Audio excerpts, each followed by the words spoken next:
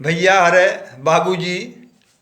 आप लोगन के बीच में हमार जौन वीडियो जात बहुत प्यार दुलार आप लोगन के मिलत बा, लेकिन कैसे कहना बा कि गोरी दहिया तोर गुजरिया,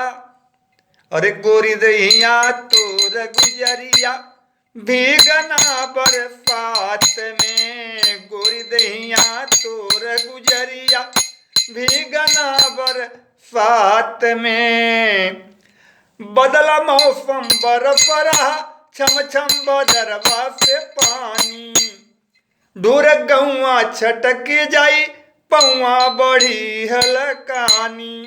आजा आजा आजा आजा काली मोर छतरिया भीगना बरसात में, गोरी दहिया तोर गुजरिया भीगना बरसात